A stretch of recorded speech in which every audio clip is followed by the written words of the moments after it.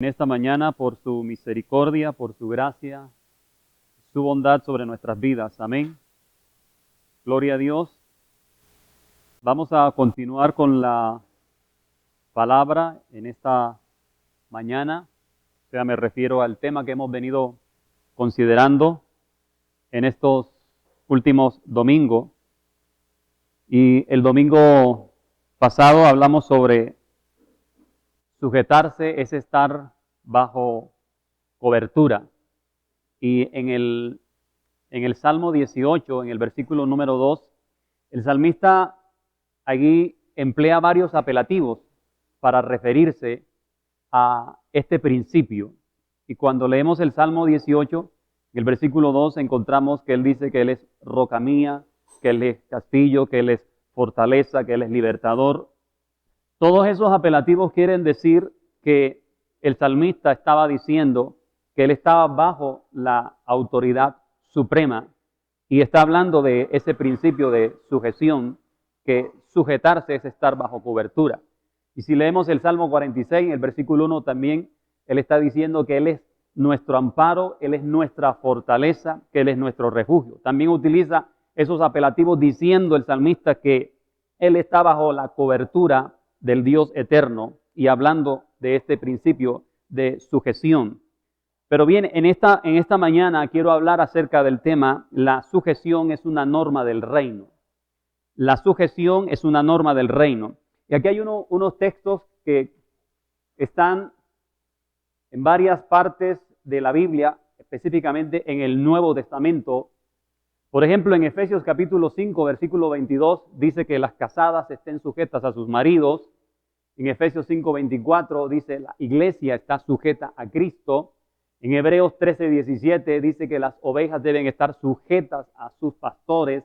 Y en Primera de Pedro 3, 22 dice que a Cristo están sujetos ángeles, autoridades y potestades. Y en otros textos más podemos encontrar que habla de este principio de sujeción.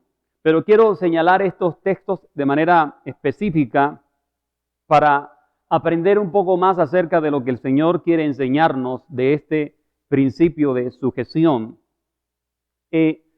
Cuando nosotros hablamos del principio de sujeción, obviamente tenemos que hablar acerca de autoridad. Y por eso, cuando hablamos de sujeción, tenemos que decir que es una persona o es un creyente o es un discípulo que está bajo la autoridad.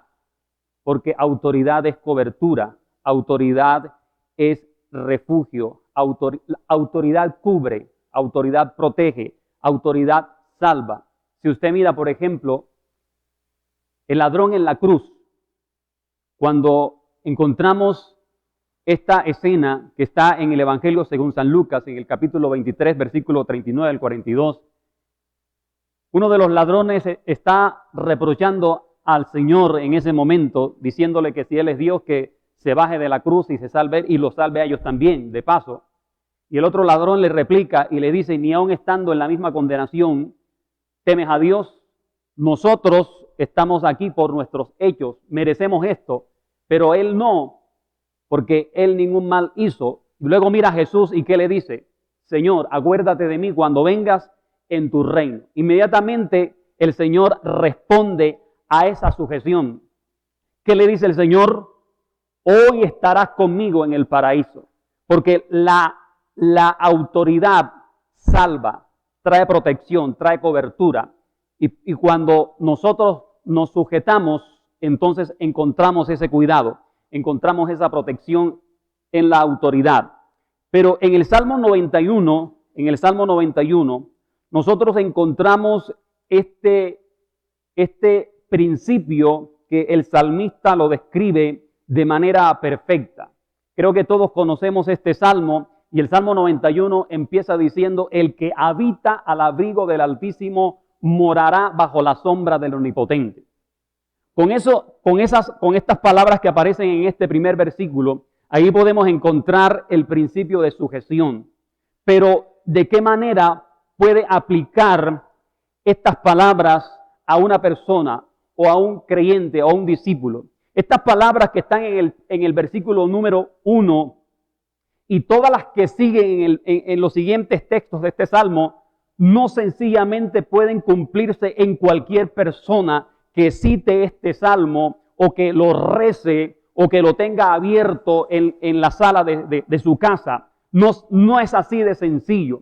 Aquí tenemos que detenernos un poquito para nosotros poder determinar cuándo realmente estas palabras pueden ser efectivas en nuestra vida, en nuestra casa y en nuestra familia.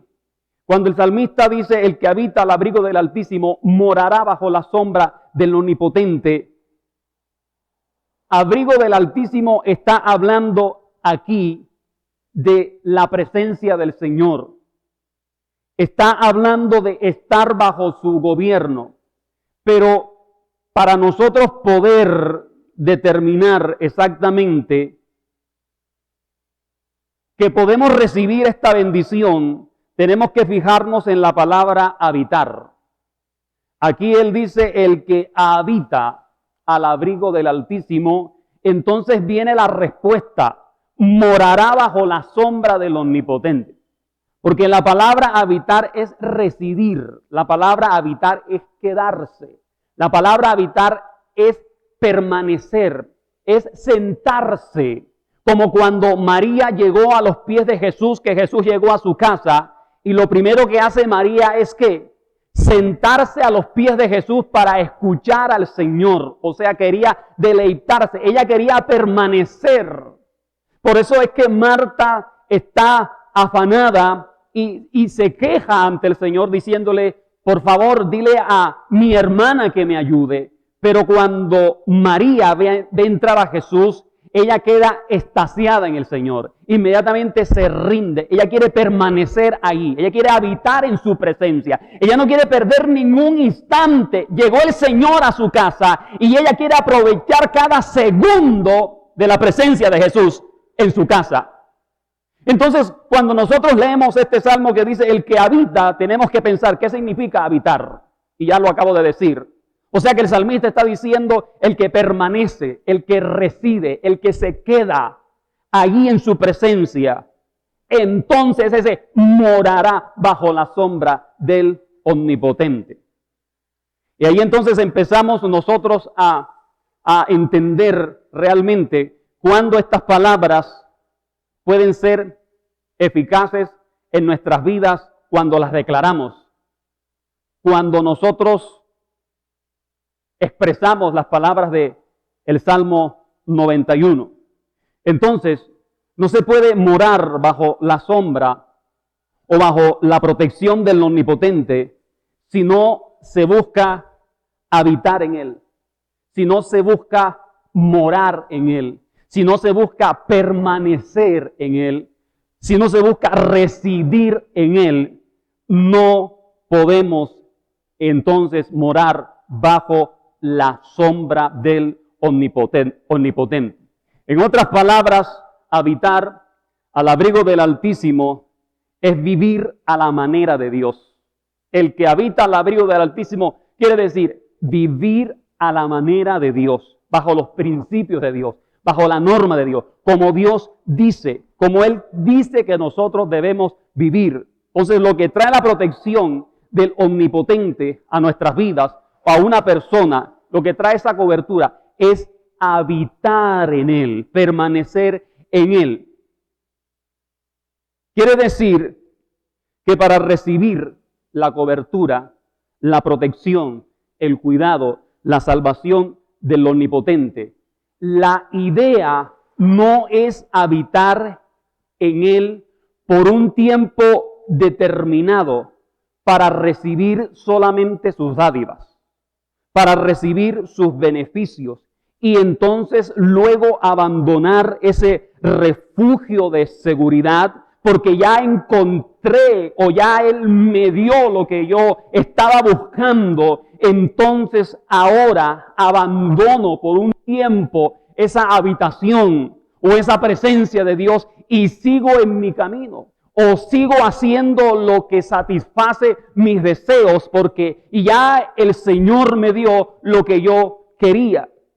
No, habitar en Él no es algo pasajero.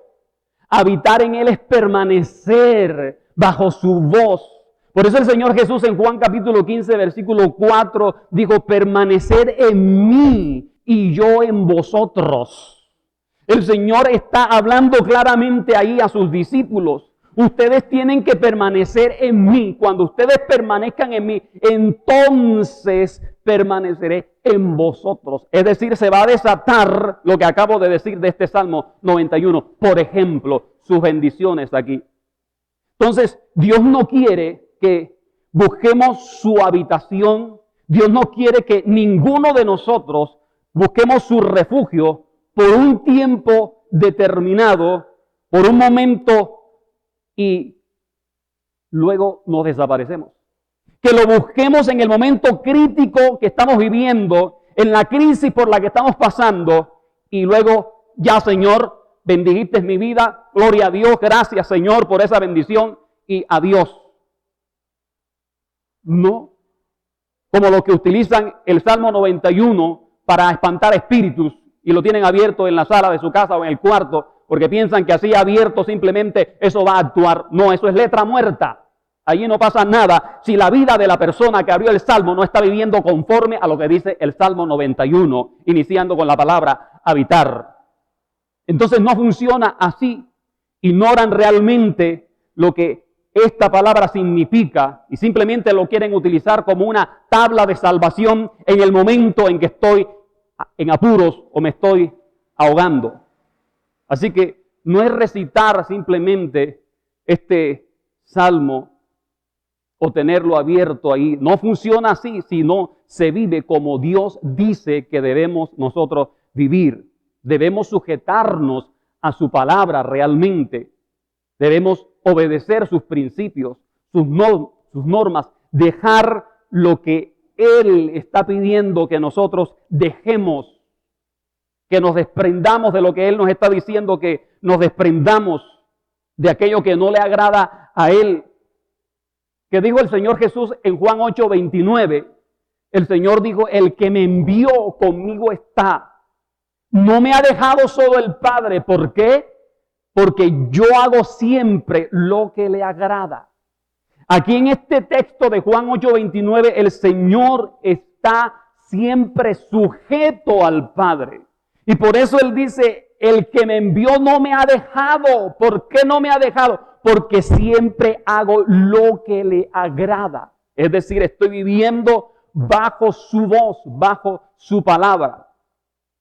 Entonces debemos buscar cada día agradarle, sujetos a su voz. Amén. Sujetos a lo que Él dice. En todo lo que hagamos o vayamos a hacer, debemos nosotros preguntarnos, Señor, ¿te estoy agradando en esto? Debemos hacernos esa pregunta, porque puede ser que de pronto nosotros creemos que lo estamos agradando y realmente no lo estamos agradando. Por eso este Salmo 91, me gusta cómo termina el Salmo 91, versículos 14 al 16, y quiero que lo revisemos un momentico. Mire cómo termina el Salmo 91, el versículo 14, 15 y 16, para hablar de este principio de sujeción. Él dice, por cuanto en mí ha puesto su amor. Y estas palabras son determinantes. Por cuanto en mí ha puesto su amor. O sea, ¿de quién está hablando? Está hablando de la persona que habita en él. O sea, está hablando de la persona que se sujeta, que se somete al Señor. Por cuanto en mí ha puesto su amor. ¿Qué significa esto? ¿Qué quiere decir el salmista cuando dice por cuanto en mí ha puesto su amor? O sea, lo que está diciendo es por cuanto el Señor es primero, por cuanto yo lo he dado todo por Él, por cuanto yo me sacrifico, por cuanto yo me he entregado, me he rendido. Por eso dice, en mí ha puesto su amor. O sea, está hablando, Dios en mí es el primero.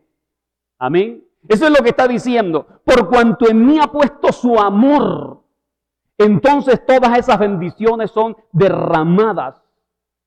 No a medias, No una parte del corazón, no dice por cuanto en mí ha puesto su amor. O sea, se ha entregado al Señor, ha entregado lo que tiene que entregar, ha dejado lo que tiene que dejar, ha renunciado lo que tiene que renunciar y ha dicho, Señor, tú eres primero en mí y a ti te voy a servir y a ti te quiero agradar. Eso es lo que está diciendo cuando dice, por cuanto en mí ha puesto su amor. Él es primero.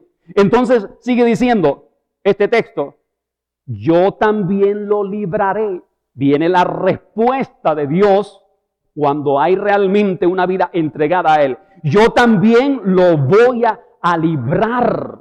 Porque es un hijo, es un discípulo que me obedece, que escucha mi voz, que cuando yo le digo no, Él obedece. Cuando yo le digo deja eso, Él lo deja, no porfía, no reniega. Eso es lo que quiere decir, por cuanto en mí ha puesto su amor, yo también lo libraré. Es decir, a este creyente, a este hijo, a este discípulo que se sujeta, está diciendo, yo lo voy a cubrir, yo lo voy a salvar, yo lo voy a proteger. Él viene a morar bajo mi omnipotencia. Mejor dicho, con Él que ninguno se meta, porque está bajo mi poder, mi presencia. Luego dice, sigue diciendo, le pondré en alto, lo que dice el otro texto, o la segunda parte del texto, le pondré en alto por cuanto ha conocido mi nombre. Le pondré en alto por cuanto ha conocido mi nombre. Y la pregunta aquí es, ¿cómo conoces tú a una persona? ¿Usted la conoce distanciado de ella? ¿Alejado de esa persona? ¿Llamándola cada 6 meses? ¿O escribiéndole cada año? Fue que me acordé de ti porque vi una rosa roja y me acordé que a ti te gustan las rosas rojas. Entonces por eso te llamé, pero hace 2 años. ¿Eso indica que puede conocer a esa persona? ¿Tratándola de vez en vez? No. Así no. Cuando conocemos a alguien es cuando comulgamos con esa persona. Es cuando intimamos con esa persona. Es cuando nosotros pasamos tiempo con esa persona. Es cuando nosotros escuchamos a esa persona. Es cuando dedicamos tiempo a esa persona. Entonces así vamos a conocer a esa persona. O sea, cualquier persona no podrá acceder a las bendiciones de este Salmo 91 si no intima, si no conoce, si no tiene comunión firme, estable, permanente con Dios. Por eso dice, por cuanto en mí ha puesto su amor, o sea, está completamente inclinado al Señor. Entonces, ¿a quiénes pone por alto el Señor? De acuerdo con esto. ¿A quiénes exalta el Señor? A los que le conocen, a los que le aman, los que tienen íntima comunión con Él. Y luego, ese que está sujeto, entonces dice el Salmo, me invocará y yo le responderé. Qué interesante, ¿cierto? Dice, me invocará, el versículo número 15, me invocará y yo le responderé. La pregunta, ¿por qué le responde? ¿Por qué el salmista con esa convicción dice, me invocará y le responde? ¿Por qué le responde? No es simplemente porque le invoca o dice, Señor, sálvame, sino por todo lo que ha soltado, lo que ha dejado, lo que ha entregado porque se ha dado por el Señor, porque realmente le sigue, porque realmente le sirve, porque realmente lo adora, porque realmente se somete a Él. Entonces, cuando le invoca, es que Dios va a ¿qué? A responder. Amén. A responder a ese amor de ese hijo, a responder a ese amor de ese discípulo. Le voy a responder. Ahora, ¿qué es más asequible o qué se puede alcanzar más fácil? ¿Llamar a alguien que conoces o a alguien que no conoces? Porque aquí está diciendo, me invocará y yo le responderé. Pero antes está diciendo, lo pondré en alto por cuanto ha conocido mi nombre. Entonces, por eso pregunto, ¿qué es más fácil? Que tú en un momento difícil llames a cualquier persona y le cuentes tu problema, o cojas tu teléfono o te dirijas a esa persona que ya tú conoces, con la que ya has intimado, que tienes confianza. ¿A quién vas a llamar? ¿A cuál de los dos vas a llamar?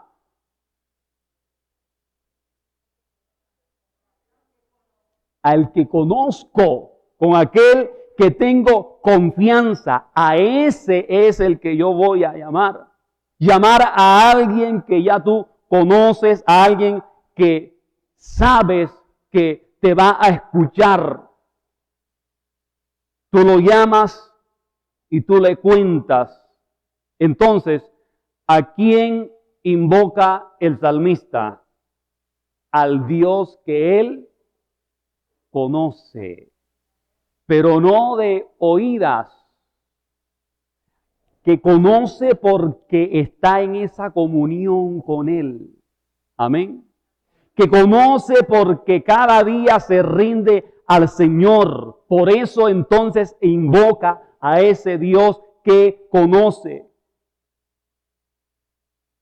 Por ejemplo, de pronto usted le ha pasado o ha escuchado que alguien tiene una situación y quizá usted mismo le ha dicho, ¿y por qué? Quizá usted mismo le ha dicho, ¿y por qué no hablas con fulanito? La otra persona le va a responder, pero yo no lo conozco. No tengo confianza con él. No, pero dile. No, me da pena, no lo conozco. ¿Cierto que sí ha pasado? Usted va donde alguien que conoce, que tiene esa convicción de que le va a escuchar, que lo va a atender. Ahora, de pronto podrá decir, bueno, pastor, pero hay personas que no conocen a Dios, no tienen comunión con Dios y en cualquier crisis invocan el nombre del Señor. Sí, claro, eso es normal dentro de la misericordia y de la soberanía de Dios. Pero el principio que emite el mismo Señor Jesús en el Evangelio de Juan, capítulo 10, versículo 14, ahí el Señor dice, yo conozco mis ovejas y mis ovejas me conocen a mí. Yo conozco mis ovejas y mis ovejas me conocen a mí. La pregunta es, ¿por qué el Señor dice esto? ¿Por qué el Señor se refiere de esta manera?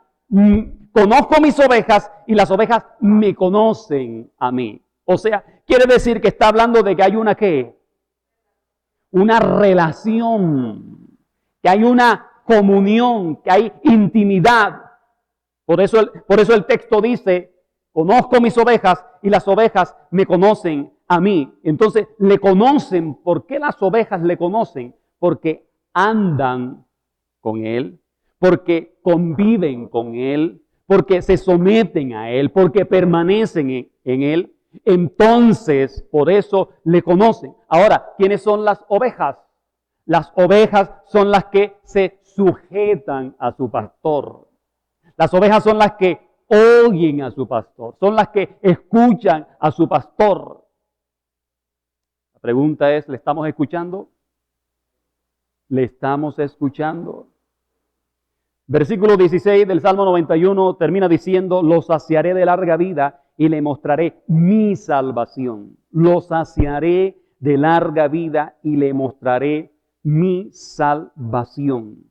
Entonces la pregunta es, ¿quién morará bajo la sombra del Omnipotente? ¿No es aquel que se sujeta a Él? ¿No es aquel que escucha su voz? ¿No es aquel que quiere permanecer en Él? ¿No es aquel que quiere residir con Él cada día? Que obedece sus principios y sus normas. Ese es el que va a morar bajo la sombra del Omnipotente. La bendición de Dios, su protección, su cuidado, son el resultado de un creyente que se sujeta a Él y está siempre o quiere estar consagrado al Señor. Ahora, dijimos que la sujeción es una norma del reino. En Lucas 2:51 encontramos al Señor Jesús en su etapa de niñez, que dice que Él estaba sujeto a sus padres. ¿Cierto? El Señor estaba sujeto a sus padres. El único evangelista que menciona esto es Lucas. Que Jesús en su niñez estaba bajo la cobertura, la protección, el cuidado de sus padres. ¿Por qué dice que Jesús a esa edad estaba sujeto a sus padres? ¿De dónde viene esa sujeción? ¿De dónde nace esa sujeción? Nace de la enseñanza de sus padres. Lo enseñan a estar sujeto, le enseñan a respetar la autoridad y por eso Jesús, dice el texto, estaba sujeto a sus padres. Es decir, que el mismo Señor Jesús en su niñez está enseñándonos a nosotros que la sujeción es una norma del reino de Dios y que Él está cumpliendo con esa norma. Ahora leímos en Efesios 5:24 que dice que la iglesia está sujeta al Señor Jesús. En Efesios 5:22 que las casadas están sujetas. En Hebreos capítulo 13, versículo 17 que las ovejas deben estar sujetas a los pastores. En Primera de Pedro capítulo 2, versículo 17 dice que por causa del Señor debemos estar sujetos a las instituciones aquí en la tierra. Pero lo que quiero que usted observe con estos textos que acabo de citar y que leímos al principio, es que la sujeción como norma del reino de Dios es voluntaria. O sea, si usted se detiene un poco en esos textos, se va a dar cuenta que esa sujeción que habla Efesios 5:24, 5:22, lo que dice Hebreos, esa sujeción es voluntaria, o sea, no es a la fuerza, no, porque los hijos de Dios no somos rebeldes, o los hijos de Dios no debemos ser rebeldes, porque nosotros hemos salido de un Señor que es completamente rebelde. Y por eso es que el apóstol Pablo, en Tito, capítulo número 3, versículo 3, él dice, nosotros éramos también en otro tiempo, dice, éramos en otro tiempo insensatos, y luego dice rebeldes. Pero está diciendo ¿cómo? En otro tiempo, es decir, cuando estábamos bajo el gobierno de las tinieblas, pero fuimos libres, como dice Colosenses 1:13, que nos sacó del reino de las tinieblas a el reino de luz. Hubo un traslado y ahora el apóstol Pablo lo está aquí una vez más corroborando cuando dice, éramos en otro tiempo insensatos, rebeldes. Ahora está diciendo, ya no somos así. Ahora está diciendo, ahora somos, ¿somos qué? Obedientes. Y es lo que enseña Primera de Pedro, capítulo 1, versículo 14, cuando el apóstol dice, como hijos obedientes, no te conformes a los deseos que antes tenías. O sea, está dando por sentado que somos obedientes. Él está diciendo, como hijos obedientes, no te conformes, o sea, no te rebeles, porque tú eres obediente. O sea, ¿eres hijo de Dios? Eres obediente. Escucha su voz, obedece su voz, te sometes a su palabra, a sus principios, no te rebelas. Eres obediente. Entonces, nosotros, como hijos de Dios, nos sujetamos a Él de manera voluntaria. Por eso esos textos de Efesios 5:24, 5:22, las casadas estén sujetas, la iglesia está sujeta a Cristo, las ovejas están sujetas a sus pastores. Ahí está el Señor marcando el principio de sujeción, que es de manera voluntaria, o sea que no es a la fuerza. Entonces, yo quiero en esta mañana, en este espacio que me queda, establecer la diferencia entre lo que es sujetar y sujetarse. Vamos a establecer la diferencia. La palabra sujetar quiere decir poner debajo, quiere decir dominar, quiere decir agarrar a alguien o algo y ponerlo bajo el dominio. O sea, esta definición es hasta difícil, ¿cierto? Porque está hablando de que tú tomas a alguien y lo que lo sometes, pero de manera voluntaria, no, a la fuerza. Y para someterlo entonces tendrías que hacer fuerza también. Por eso digo que hasta el significado es difícil. Entonces, sujetar es poner debajo, es agarrar, tomar a alguien y ponerlo bajo dominio, pero a la fuerza. Cuando un policía, por ejemplo, captura a un ladroncillo, a esta persona que la toman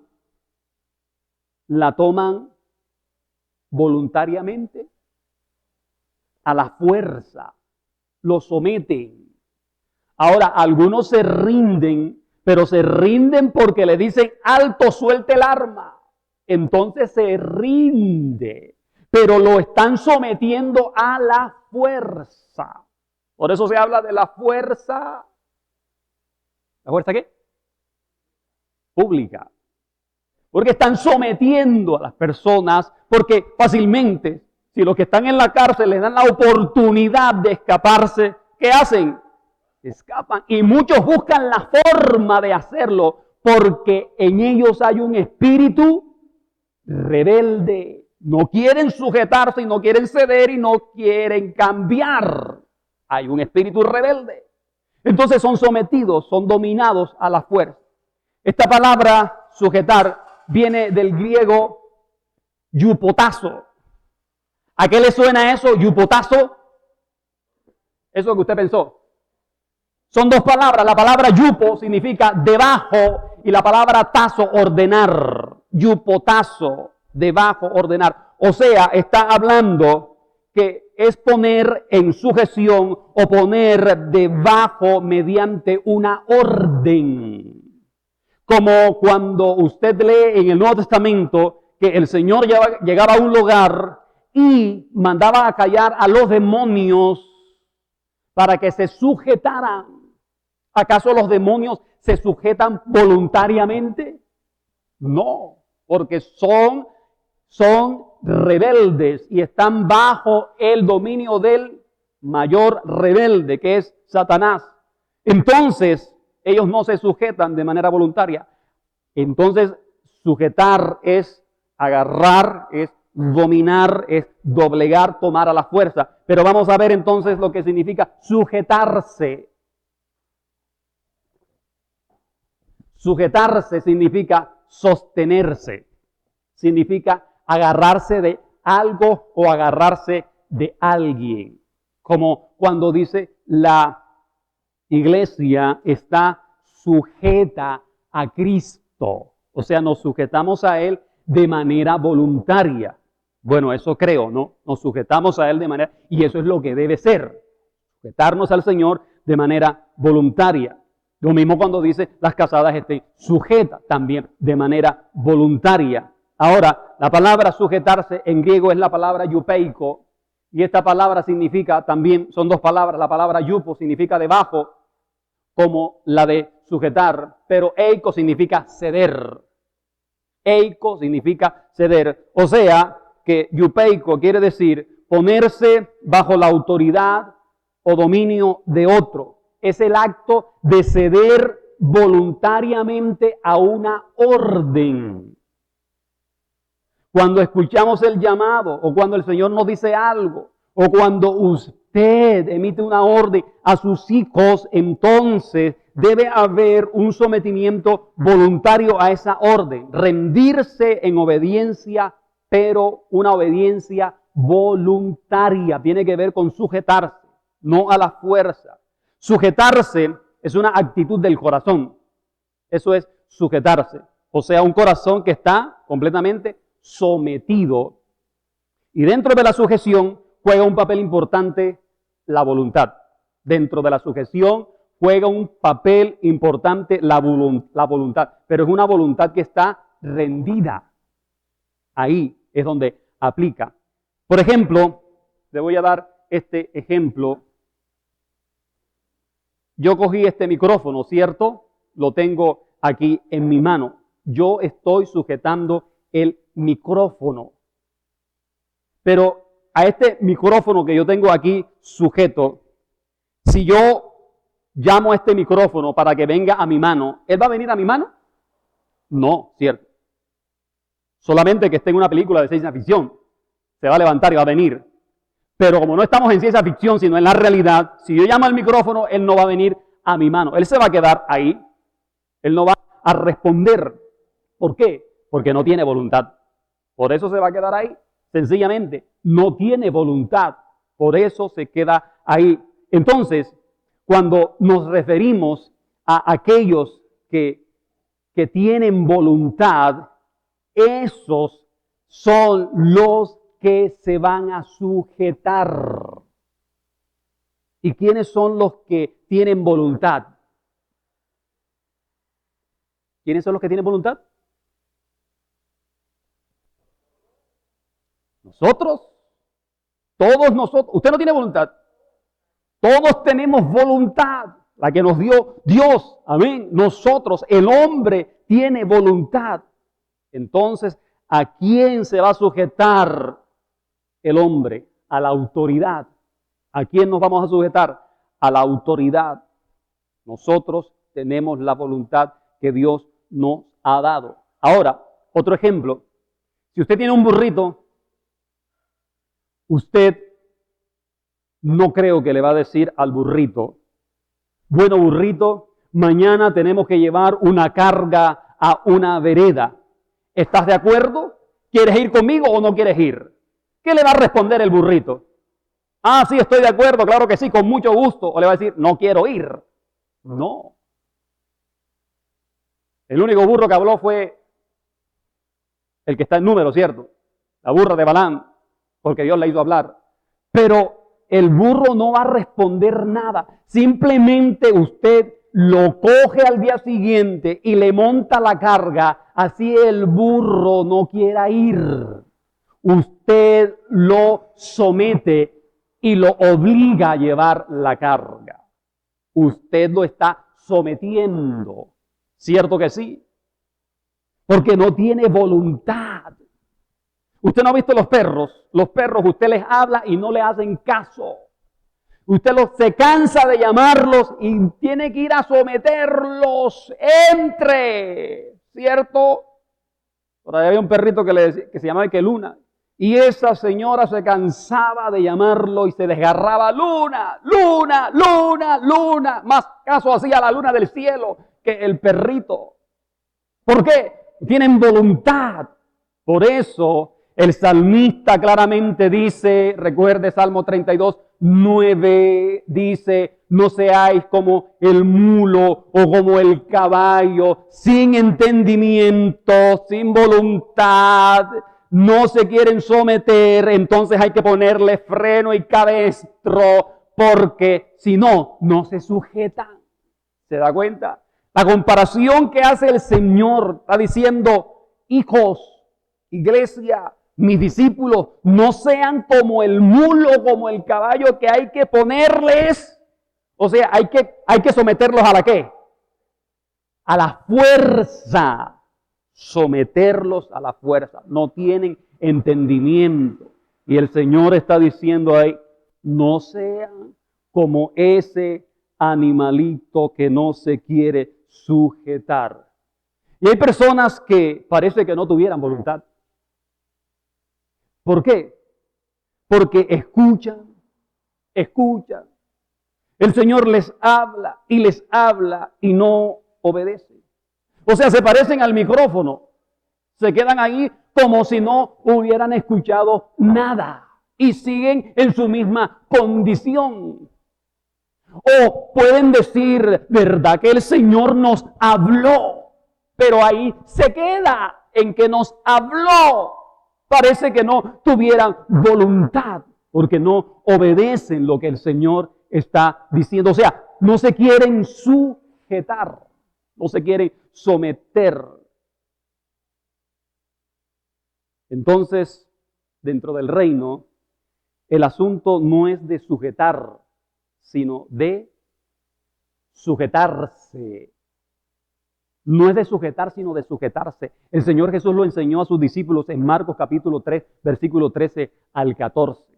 Miremos lo que dice este texto. Marcos 3, 13 al 14. Dice, dentro del reino, póngame el texto por favor. Marcos. Dice, después subió al monte y llamó así a los que él quiso y vinieron a él. Llamó a los que él quiso y esos que él llamó, ¿qué hicieron? Señor, ¿todavía no? Señor, espérame un momentico.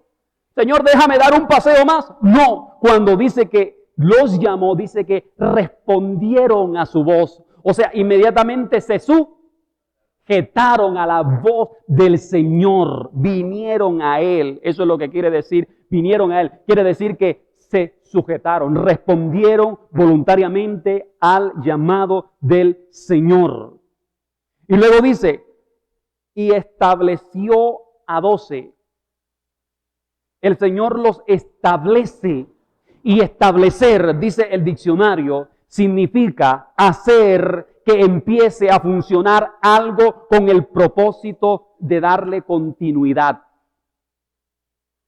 Hacer que funcione algo para darle continuidad. O sea, el Señor planta a 12 discípulos para que ellos le den continuidad a su ministerio, para que arranque la iglesia. Entonces Él establece esos 12 discípulos que se sujetaron a la orden del Señor, que se sujetaron a la voz del Señor. Dice, los estableció. ¿Y qué más sigue diciendo? Para que estuvieran con Él, para enviarlos a predicar.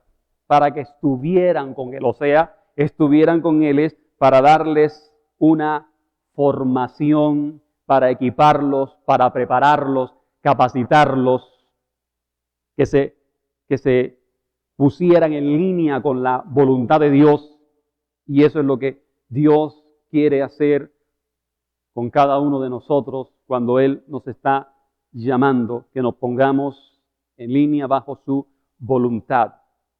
Entonces, esos discípulos vinieron al Señor, se sujetaron al Señor, porque el reino de Dios no se compone sino de obedientes, no de insurrectos. El reino de Dios se compone de discípulos obedientes. Entonces, el asunto no es de sujetar.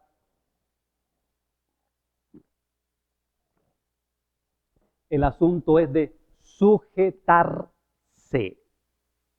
¿Está claro eso, iglesia? O sea, hay una variante, como se dice en gramática, pronominal, y es esa que aparece ahí, se, que es un verbo que se puede conjugar de diferentes formas. No es de sujetar, no es de tomar a la fuerza, no, iglesia. El Señor no nos quiere tomar a la fuerza. Por eso una vez dije, el evangelio no es camisa de fuerza, ni purgante de sal de Exo con sal de Glover. No. ¿Se acuerda? Cuando usted de niño le daban ese purgante de sal de Exo con sal de Glover, ¿era delicioso? ¿Sabía a un rico helado de macadamia? No. Se lo tenía que tomar a la fuerza. Y el evangelio del Señor no es a la fuerza, es voluntario. Por eso Él dice, si alguno quiere venir en pos de mí, si alguno quiere, Mateo 16:24, si alguno quiere venir, si alguno, ¿qué dice el Señor? Entonces, si viene, niéguese a sí mismo, tome su cruz y sígame. O sea, te vas a sujetar ahora si obedeciste al llamado, a lo que yo digo, a mi gobierno, a mis principios, a mis normas. Tienes que dejar, tienes que sacrificar, tienes que entregar, tienes que morir. Pero cuesta morir, cuesta el sacrificio, cuesta dejar, cuesta entregar, cuesta soltar, nos retorcemos, no queremos obedecer, pero el Señor nos deja. Y nos deja, y nos deja, y nos deja para ver hasta dónde vamos a llegar. Y que no esperemos que suene la final trompeta para decir, como en el día de Noé, ábrenos la puerta, Señor. ¿Y ya para qué? Amén. Entonces no es cuestión de sujetar, es cuestión de sujetarse. Tenemos que obedecer voluntariamente lo que el Señor nos está diciendo. Y sujetarse debe aplicar para cada hijo de Dios, porque al venir a Cristo, como dije, nosotros hemos sido libres de la rebeldía. Hemos entrado a un reino donde se vive en obediencia al Señor. Amén. Quiero que en esta mañana usted se pregunte para terminar, ¿qué me habló Dios hoy? Y número 2, ¿qué voy a hacer con lo que Dios me acaba de hablar referente a sujetarnos? ¿Qué voy a hacer con eso? Pregúntese esas dos cosas y colóquese de pie, por favor, y vamos a darle gracias al Señor por su palabra.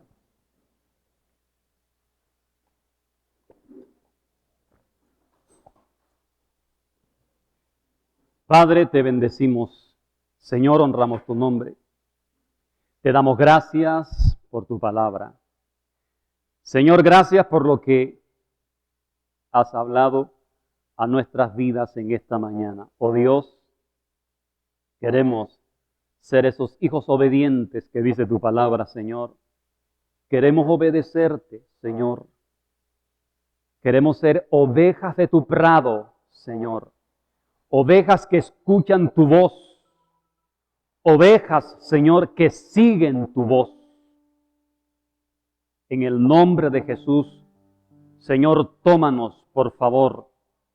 Yo oro para que ministres, Señor, un espíritu sometido, un espíritu apacible, Señor, un espíritu dócil, un espíritu enseñable. En el nombre de Jesús, Señor bendito, que ya dejemos, Señor, de excusarnos tanto, Padre Celestial, o de justificarnos, Señor, y que empecemos a obedecerte, Señor, a seguirte. Que dejemos, Señor, de decir, todavía no, Señor, espérame un momentico más. Que aprendamos a permanecer en ti, Señor. Que dejemos toda inestabilidad espiritual, Señor. Que nos afirmemos, amado Rey. Que dejemos, Dios mío, de buscarte solamente en el momento crítico de nuestra vida. Que no te invoquemos, Señor, solamente cuando estamos en apuros, sino que podamos vivir en ti, Señor. Como dice tu palabra, el que habita al abrigo del Altísimo, ese morará bajo mi sombra, bajo mi cobertura. Le libraré en el día de la angustia. Me invocará y yo le responderé. Seré salvación para ti. Seré tu refugio, tu amparo, tu fortaleza.